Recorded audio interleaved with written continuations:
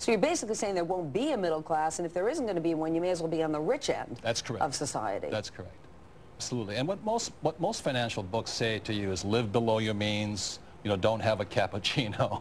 If you have the opportunity, one of the lessons in the book is go back to school. Yes, but also I learned finance on the streets where he learned it at Wharton. Right. So it's still possible to learn. Is it always about being rich or doing something in this world that doesn't just bring us money, but doing something to give back or making an impact somehow, whether it's a building project or a corporation or something of that sort?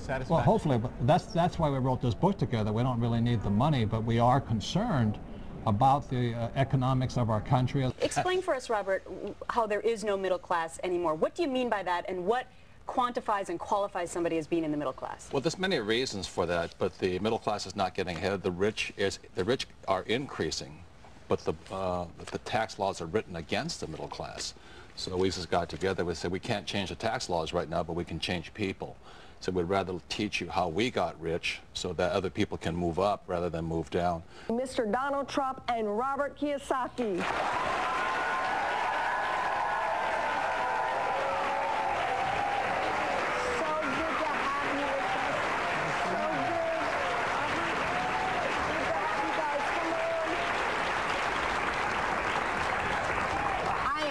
That you're with me.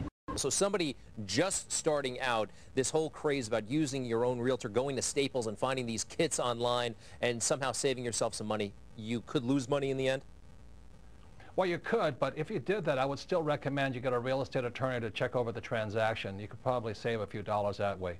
But it is a legal transaction, and you got to be very careful, because if it's your primary residence, you don't want to be evicted in the middle of the night. We're back. Donald Trump and Robert Kiyosaki. Define rich. Well, look, rich is a state of mind more than anything else. If you feel you're rich, and if you're happy, and if you have a wonderful family, you're rich. And this doesn't just have to do with money. Define it financially. Forbes defines it as $1 million a year in passive income, whether you work or not. That's a specific definition of it.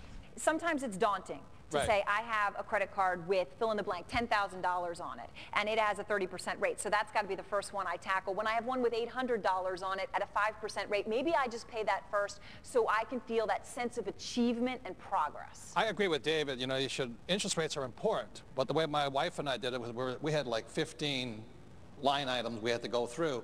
We took the first one we could pay off the fastest. We hung it on our refrigerator, and when we paid that thing off, we drew a line through it. And we kept drawing lines through it. So I didn't go after the interest rate, which is good to do. I went after which one can I attack first, and I do mean attack. Robert, where is all of this going? It seems that it is high political season to sort of target the rich, make them look bad. You're saying that we should be pursuing becoming rich ourselves and not bashing those who already are. Do I have that right? That's my example. If you think the government's here to help you, I think you're badly mistaken. And I think there's no difference between a Democrat or a Republican. They both come from the same bolt of cloth. You look at John Kerry and George Bush. They went to the same school, belonged to the same societies. And they, as you and I know, it's the political action committees that determine which way the votes go. So I really feel for the poor and the middle class simply because they have no representation in Congress.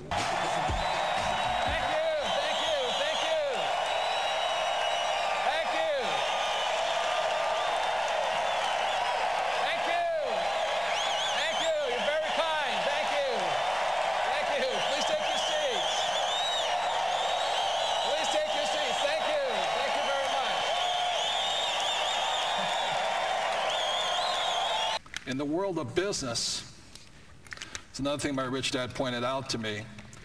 In the world of business, there are 4 types of people, and E stands for employee, S stands for small business or specialist, B stands for big business like Bill Gates, and I stands for investor.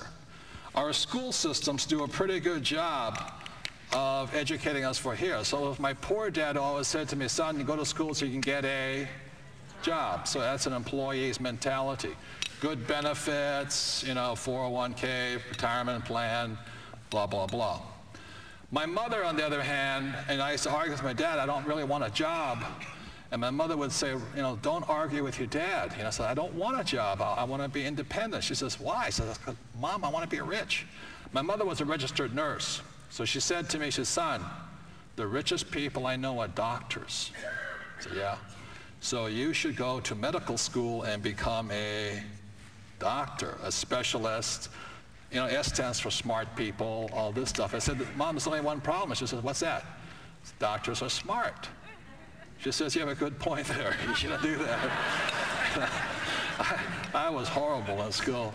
I'm Robert Kiyosaki, author of Rich Dad, Poor Dad. I'm sitting here with my youngest protege, the future.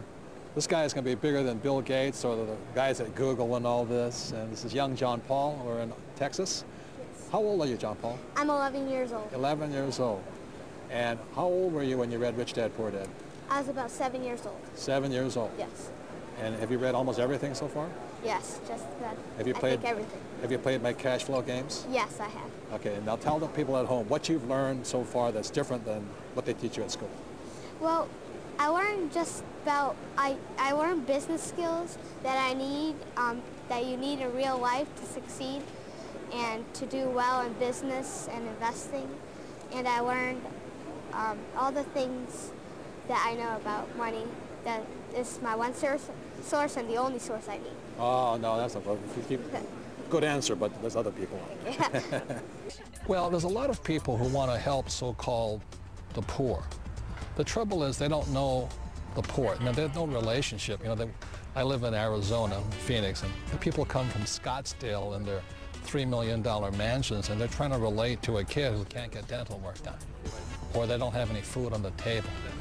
Well, my idea of working with the Boys and Girls Club is that let those people solve their own problems. Oh, no, he does not solve our problems. In fact, he jokes with me that I'm not here to solve your problems, Trina. You solve your own problems. He came up with a game called Cash Flow that teaches real-life lessons to kids, how to manage a budget, how to invest. It seems to resonate with the younger set. About 1,500. No, you bought 150. How much is worth? When we met, I didn't have any money, and without her, I would never have completed a lot of my work because she was the, you know, she is the strength behind me. And I fell back on her many times. I know she didn't marry me for my money, but she has really earned the right. She has her own corporation. She has her own accounts. She doesn't need me to take care of her. And I think that's really the freedom of the whole thing here. I think that's what her message is. It's so true, because when I really understood investing and understood how to make my money work for me, one of the greatest gifts is I no longer needed Robert. And he didn't want me to need him. I desperately wanted him, but I didn't need him. And so what happened is the relationship got so much stronger because we got to choose to be together just because we wanted to be together, not because there was any kind of dependency.